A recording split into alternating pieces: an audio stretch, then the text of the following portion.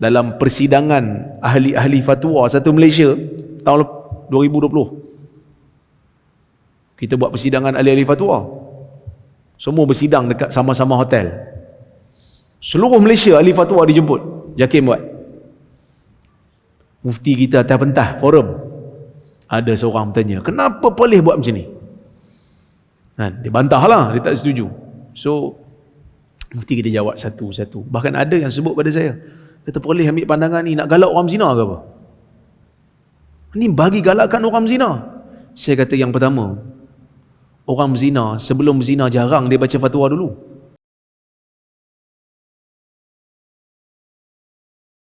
Contoh yang lain berkenaan isu meletakkan nasab kepada anak zina. Yang ni contoh klasik yang tak habis sampai sekarang.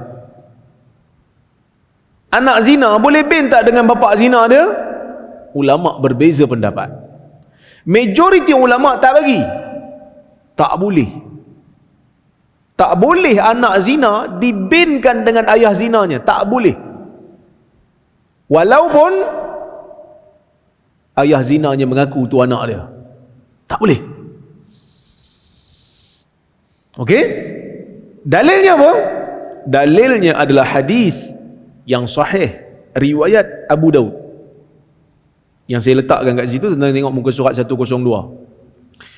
An Aisyah ikhtasama Sa'ad ibnu Abi Waqqas wa Abd ibnu Zam'ah ila Rasulillah sallallahu alaihi wasallam fi ibni amati Zam'ah. Faqala Sa'ad awsani akhi Utbah idza qadimtu Makkah an anzura ila ibni amati Zam'ah fa aqbidahu fa innahu ibnuhu.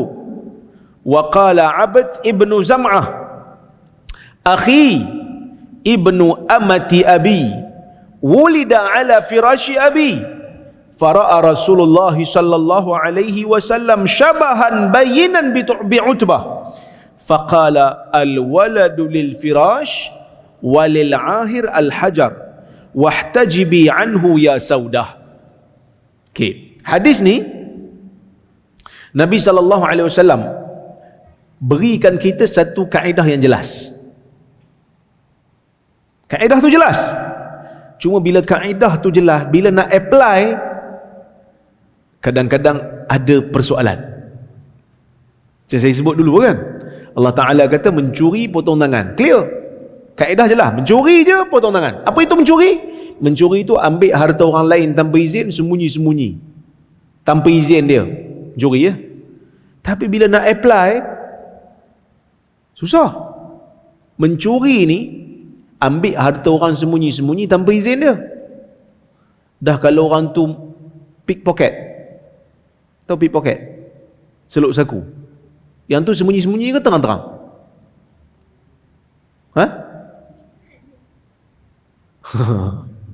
Nak kata sembunyi-sembunyi, depan-depan dia ambil. Nak kata terang-terang, orang tak sedar dia ambil. Wah, ini kacau ni. So dia ada something sikit lah, kan? Pencuri kain kapan. Curi kain kapan, kira boleh tak potong kat tangan? Kain kapan siapa punya? Milik orang ke bukan milik orang? Nak kata milik mayat, mayat mana ada memiliki? Dia mati dah. Nak kata milik waris, pasal apa waris letak dalam kubur? Tak simpan dalam peti besi. So dia ada perbahasan demi perbahasan daripada kalangan ulama dalam masalah bila nak apply. Okay, sama macam hadis ni. Aisyah kata apa? Aisyah kata Sa'ad bin Abi Waqqas dan Abd bin Zam'ah berbalah. Sesama mereka mengadu dekat Nabi SAW pada kedudukan seorang anak kepada hamba Zam'ah. Zam'ah ni ada hamba. Hamba tu melahirkan anak. Anak tu anak siapa? Okey. Faqala Sa'ad. Sa'ad kata apa? Awsani akhi Utbah. Utbah, saudara kandungku, pesan pada aku bila aku datang ke Mekah, tengok anak kepada hamba Zam'ah supaya ambil balik. Itu anak dia, dia kata. Maksudnya budak tu lahir sewaktu hamba tu menjadi milik orang lain. Okey. Fa innahu ibnuhu, kerana itu adalah anak dia, kata Sa'ad. Wa qala Abd bin Zam'ah, Abd kata, ini adalah saudara kandungku yang mana dia dilahirkan oleh hamba kepada ayahku. Dia kan hamba ayah saya. Masa dia melahirkan anak waktu dia milik ayah saya. So bila hamba perempuan lahirkan anak, dah tentulah anak tu dibinkan pada tuan dia. Sebab hamba zaman dulu boleh diperlakukan seperti isteri. Boleh lah, maksudnya boleh ada anak dengan hamba perempuan ni. Boleh. Zaman dulu lah. Itu yang dalam Quran disebut au ma malakat aimanukum. Apa yang tangan kanan kamu miliki, iaitu hamba-hamba perempuan. Boleh. Okey. Kemudian dia kata wulida ala firasyi abi, dia dilahirkan sewaktu hamba tersebut menjadi milik ayah saya, di hamparan ayah saya. Fara'a Rasulullah sallallahu alaihi wasallam syabahan bayyinan bi Utbah. Nabi tengok budak tu, Nabi tengok muka dia sama macam Utbah. Nabi tengok muka dia sama macam Utbah. Patut anak siapa? Anak Utbah, Tapi oleh kerana dia lahir bukan di bawah milik Utbah, hamba tu di bawah milik saudara kandung Abd bin Zam'ah, maka Nabi kata apa? Al-waladu lil firash, anak milik firash, milik hamparan. Walil ahir al-hajar, manakala bagi penzina batu, halangan, masa tak dapat anak lah. Kalau orang tu berzina dengan isteri orang lain, la samahallah, moga Allah Ta'ala jauhkan kita lah, dia berzina dengan bini orang lain, mengandung kan, dia tak boleh claim tu anak dia selagi mana suami tidak menafikan anak tu. Sebab perempuan tu menjadi isteri kepada suami dia. Itu kaedah Nabi bagi. Itu kaedah yang Nabi bagi. Maka Nabi pun kata, wahai Saudah, berhijab. Sebab dia dah jadi orang lain daripada Sa'ad. Dia jadi orang lain lah, sebab dia anak kepada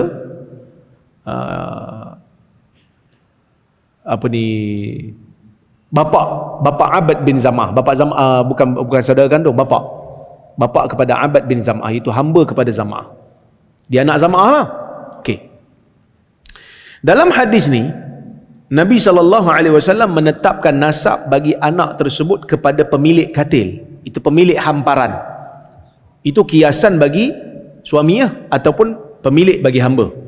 Selagi mana dia tak nafikan dengan li'an, dengan sumpah, dan itu anak dia.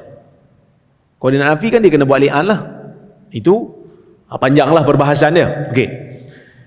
Huruf alif dan lam pada perkataan al-firash, bila Nabi kata al-waladu lil firash, alif lam tu, alif lam lil jins, menunjukkan semua jenis perkahwinan. Bila ada kahwin, nasab pada suami, nasab pada suami. Okey. Maka ia merangkumi semua tanpa terkecuali. Manakala jawapan bagi mereka jawapan bagi menolak pemahaman tersebut adalah dengan 3 perkara. Huruf alif dan lam pada perkataan firash adalah lil ahad. Ada yang kata, ada yang tak setuju lah dengan pendapat ni. Dia kata bukan lil jinsi tapi lil ahad. Lil ahad ni maksudnya alif lam tu merujuk kepada perkahwinan orang ni, bukan untuk semua, untuk dia saja, untuk kes tu saja. Okey. Yang kedua, hadis tersebut merujuk kepada situasi adanya pertelingkahan antara Sa'ad bin Abi Waqqas dan Abd bin Zam'ah. Hadis ni untuk bila ada pertelingkahan aja. Yang ketiga, hadis tersebut menetapkan nasab anak kepada pemilik katil suami. Ini terpakai sekiranya wanita tersebut ada suami ataupun ada tuan. Tapi kalau bujang macam mana? Kalau bujang, majoriti ulama kata kalau bujang tak ada lah, tak adalah bin pada siapa-siapa, bin pada mak dia lah. Ini majoriti ulama daripada 4 mazhab. Ya. Abu Hanifah pula dia kata apa? Mazhab Abu Hanifah memahami hadis tersebut dalam konteks maqasid syariah, iaitu menafikan nasab anak zina terhadap penzina sebagai balasan terhadap perbuatan zina. Dia kata tak boleh bin juga Allah. Sebab apa tak boleh bin? Sebab dia kata kalau kita bagi bin, itu satu kelebihan. Kelebihan kepada penzina. Sedangkan dia berzina, dia tak kahwin, tak boleh dapat nasab. Kalau kita bagi keuntungan pada dia, tak kahwin pun boleh dapat nasab. Okay. Oleh itu tidak menetapkan nasabnya adalah sebagai menjaga nasab dan menjaga maruah. Makasih tak? Makasih. Jaga nasab, jaga maruah. Okey. Pandangan yang ketiga. Ibn Rahoya, Ishaq bin Rahoya, ni guru kepada Al-Imam Al-Bukhari. Dia ada mazhab dia sendiri, tapi mazhab dia tak kekal lah. Okey, tapi dia ada lah, pandangan-pandangan dia ada. Ishaq bin Rahoya berpandangan boleh menasabkan anak zina kepada ayahnya yang berzina. Boleh, dia kata. Dengan syarat, jika ayahnya mendakwa budak tu sebagai anak dia, dan tidak berlaku pertelingkahan dengan suami kepada si wanita. Maksud perempuan tu tak jadi bini orang masa tu. Bini tu bujang. Bini tu bujang pula. Perempuan tu bujang. Katalah dia dapat anak dengan seorang perempuan bujang, lepas tu laki tu dia mengaku ni anak saya. Boleh dapat. Kalau perempuan tu bini orang tak boleh. Kena tunggu suami dia nafi dulu. Kalau suami dia tak nafi, tak boleh. Akan bin pada suami dia. Clear? Okey. Ia juga pandangan Urwah bin Zubair, Sulaiman bin Yasar, Al-Hasanul Basri dan Al-Qurtubi juga cenderung kepada pandangan tersebut. Ia juga pandangan yang dipilih oleh Ibn Taymiyah dan Ibn Qayyim. Mereka menggunakan pelbagai dalil. Ada banyak dalil yang mereka pakai. Antaranya, golongan yang membenarkan anak zina itu dinasabkan oleh bapa zinanya dengan syarat, dengan dua syarat tadi. Ayah dia mengaku tu anak dia. Yang kedua, mak dia tidak menjadi isteri orang lain. Mereka menggunakan dalil apa? Mereka menggunakan dalil kisah Juraij dalam Sahih Muslim.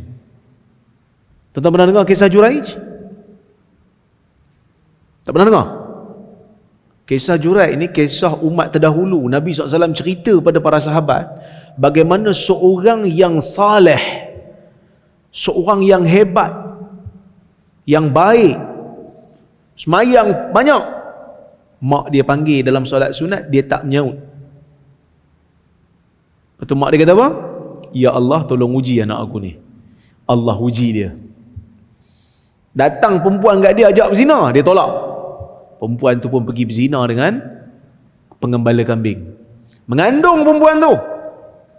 Bila melahirkan anak, orang duk tuduh perempuan tu berzina. Tanya, kau berzina dengan siapa? Perempuan tu kata, aku berzina dengan Juraij. Orang ambil Juraij, orang keluarkan dia daripada tempat ibadat dia.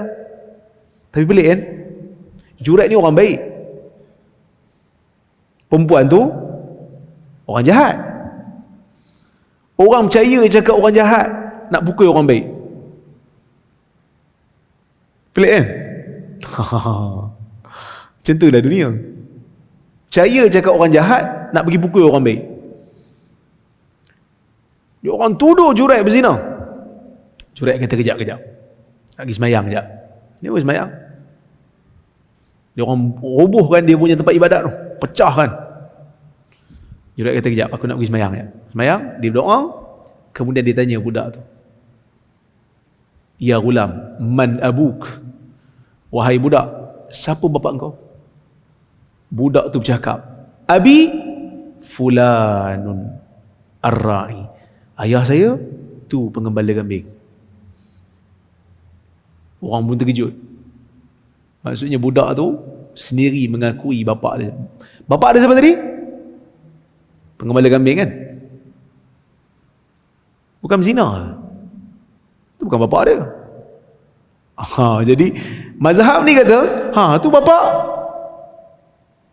Dia mengaku bapa. Dan Nabi cerita ni, Nabi mengakui benda ni. Jadi maksudnya, ada kes-kes tak menikah boleh dapat nasab. Macam kes ni lah. Habis itu yang tadi tu kalau bergaduh, kalau ada pertelingkahan, dan kena tengok siapa pemilik hamparan yang menikah dapat. Hak yang ni tak ada, tak bergaduh apa. Sebab perempuan ni pun bukan bini siapa-siapa pun. Jadi mereka membenarkan. Dalil yang kedua yang mereka gunakan ialah dia orang kata anak zina ni, menurut majoriti ulama, kalau mak dia tu bukan isteri siapa-siapa, berzina, mengandung, bersalin, boleh tak bin kat bapak zinanya? Tak boleh kan? Bin pada siapa? Bin pada siapa? Bin pada mak dia kan? Mak dia berzina tak? Mak dia berzina lah juga. Sebab tu bapak dia tak dapat bin. Siapa mak boleh dapat bin? Mak berzina juga. Siapa mak boleh dapat?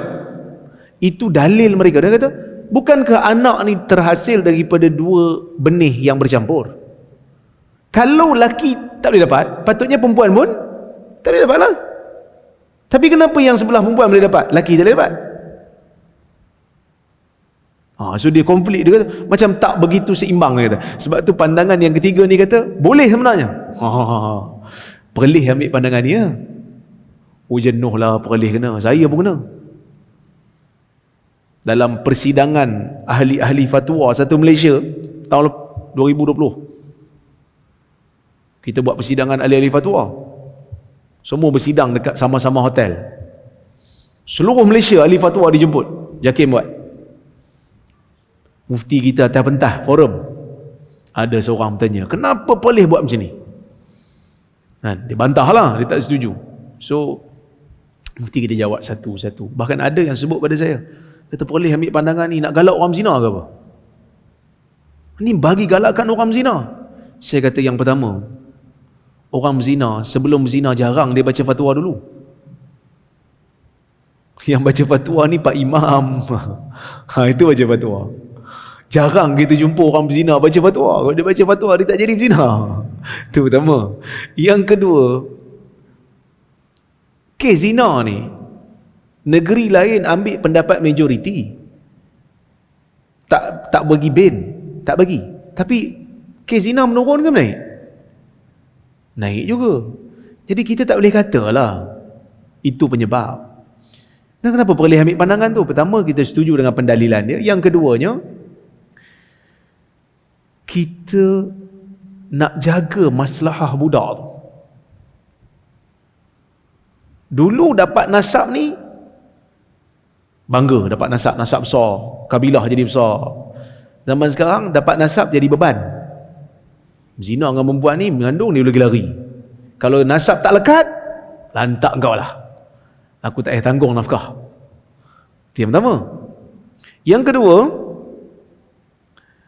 budak tu pun akan stres kan? Dia akan pergi sekolah, dia akan tension lah. Dan yang ketiga, dia akan buka aib-aib yang tersembunyi, kalau terutamanya ayah tu telah pun insaf. Katalah dia berzina dengan satu perempuan, dia dapat anak, lepas tu dia menyesal, dia kahwin. Tak cukup tak dapat bulan, tak boleh bin. Kan? Tak cukup bulan, tak boleh bin. Jadi bila tak boleh bin, bila nak menikah, bila anak perempuan nak menikah, anak tanya, kenapa ayah tak boleh walikan saya?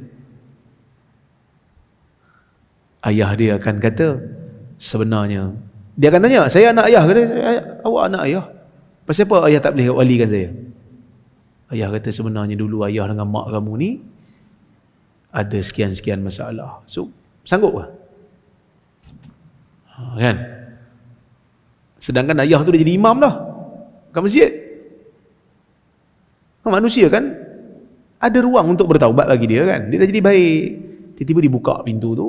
Maka kita memandang masalah-masalah dengan dalil-dalil yang ada. So kita pilih pendapat yang ketiga ni. Tapi kita tak kecam pun orang ambil pendapat yang pertama. Itu pendapat majoriti ulama. Silakanlah. Kita tak pernah kata kuno, kalut, kolot. Tak ada. Kita tak pernah sebut. Kita kata silakan nak pegang pada pendapat tu. Boleh pegang pada pendapat yang berbeza sedikit. Ya? Yang berbeza sedikit.